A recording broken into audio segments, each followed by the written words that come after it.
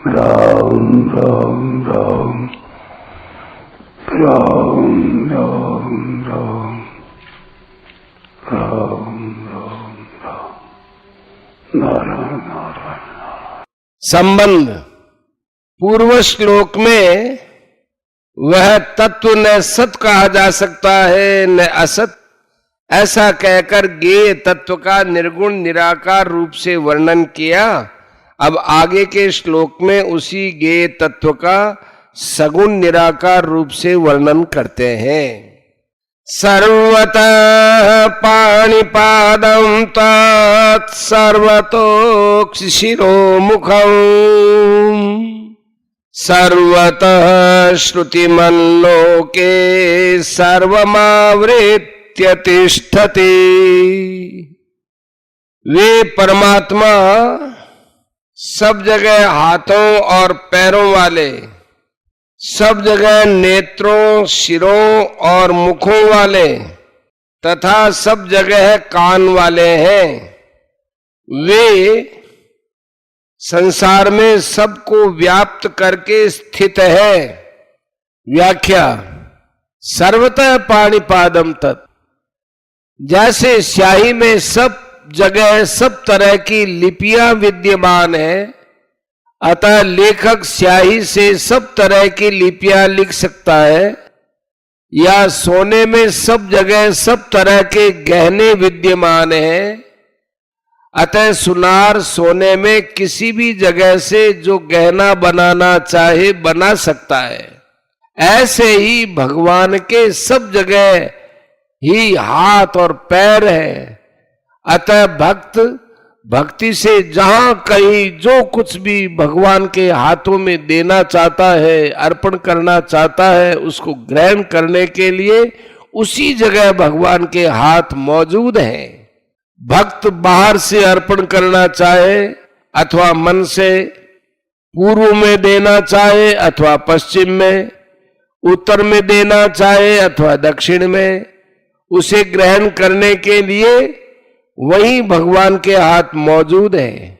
ऐसे ही भक्त जल में, थल में, अग्नि में, जहां कहीं जिस किसी भी संकट में पड़ने पर भगवान को पुकारता है, उसकी रक्षा करने के लिए वहां ही भगवान के हाथ पैर तैयार है, अर्थात भगवान वहां ही अपने हाथों से उसकी रक्षा करते हैं। भक्त जहां कहीं भगवान के चरणों में चंदन लगाना चाहता है, पुष्प चढ़ाना चाहता है, नमस्कार करना चाहता है, उसी जगह भगवान के चरण मौजूद है। हजारों लाखों भक्त एक ही समय में भगवान के चरणों की अलग अलग पूजा करना चाहे तो उनके भावों के अनुसार वहां ही भगवान के चरण मौजूद है।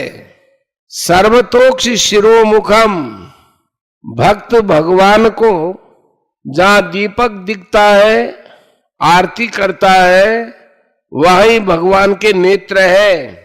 भक्त जहां शरीर से अथवा मन से नृत्य करता है, वहां ही भगवान उसके नृत्य को देख लेते हैं।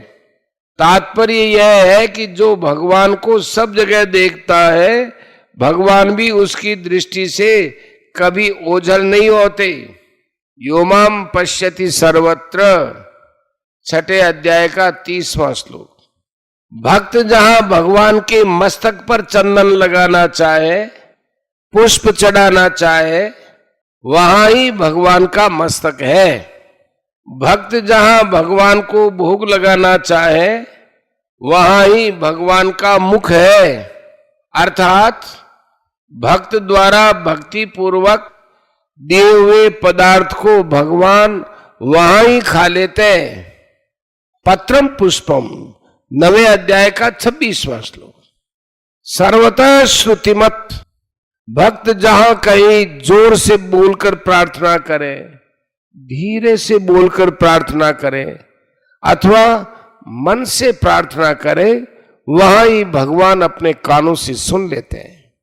मनुष्यों के सब अवयव सब जगह नहीं होते हैं, अर्थात जहां नेत्र है वहां कान नहीं होते, जहां कान है वहां नेत्र नहीं होते, जहां हाथ है वहां पैर नहीं होते, जहां पैर है वहां हाथ आदि नहीं होते, परंतु भगवान की इंद्रियां, उनके अवयव सब जगह हैं।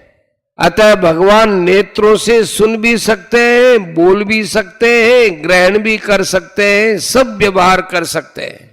तात्पर्य यह है कि वे सभी अवयवों से सभी क्रियाएं कर सकते हैं, क्योंकि उनके सभी अवयवों में सभी अवयव मौजूद है। उनके छोटे से छोटे अंश में भी सब की सब इंद्रियां हैं। भगवान के सब जगह हाथ, पैर, नेत्र, सिर, मुख और कान कहने का तात्पर्य है कि भगवान किसी भी प्राणी से दूर नहीं है, कारण कि भगवान संपूर्ण देश, काल, वस्तु, व्यक्ति, घटना, परिस्थिति आदि में परिपूर्ण रूप से विद्यमान है। संतों ने कहा है, चहुं दिस आरती, चहुं दिस पूजा, चहुं दिस राम मेरे और न दूजा।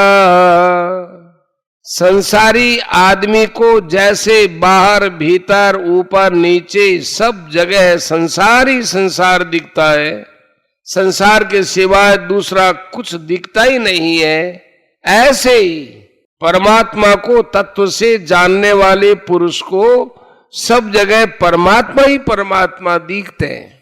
लोके सर्वम आवृत्य तिष्ठति, अनंत सृष्टियां हैं, अनंत ब्रह्मांड है, अनंत ऐश्वर्य है, और उन सब में देश, काल, वस्तु, व्यक्ति आदि भी अनंत हैं। वे सभी परमात्मा के अंतर्गत हैं। परमात्मा उन सब को व्याप्त करके स्थित है। 10वें अध्याय के 42वें श्लोक में भी भगवान ने कहा है कि मैं सारे संसार को एक अंश में व्याप्त करके स्थित हूं। परिशिष्ट भाव, परमात्मा में सब जगह सब कुछ है। जैसे कलम और स्याही में किस जगह कौन सी लिपि नहीं है, जानकार आदमी उस एक ही कलम और स्याही से अनेक लिपियां लिख देता है। सोने की डली में किस जगह कौन सा गहना नहीं है, सुनार उस डली में से कड़ा, कंठी, हार, नथ आदि अनेक गहने निकाल लेता है। इसी तरह लोहे में किस जगह कौन सा औजार अथवा अस्त्र शस्त्र नहीं है, मिट्टी और पत्थर में किस जगह कौन सी मूर्ति नहीं है, ऐसे ही परमात्मा में किस जगह क्या नहीं है।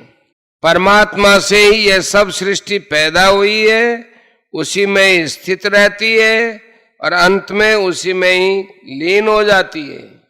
पहले भी वही है, पीछे भी वही है, फिर बीच में दूसरी चीज कैसे आए, कहां से आए। इस बात को साधक दृढ़ता से स्वीकार कर ले तो फिर परमात्मा दिखने लग जाएंगे, क्योंकि वास्तव में है ही वही, दूसरी चीज है ही नहीं। भगवान कहते हैं श्रीमद् भागवत में, अहमेवा समेवाग्रे नान्यत यद सदसत परम पश्चादहम यद एतच्च यो वशिष्येत सोस्म्यहम। सृष्टि से पहले भी मैं ही विद्यमान था, मेरे सिवाय और कुछ भी नहीं था, और सृष्टि उत्पन्न होने के बाद जो कुछ भी संसार दिखता है वह भी मैं ही हूं। सत असत तथा सत असत से परे जो कुछ कल्पना की जा सकती है वह भी मैं ही हूं। सृष्टि के सिवाय भी जो कुछ है वह भी मैं हूं, और सृष्टि का नाश होने पर भी जो शेष रहता है वह भी मैं ही हूं। तात्पर्य है कि सत्ता एक ही है, द्वंद्वों में उलझे रहने के कारण उसका अनुभव नहीं होता।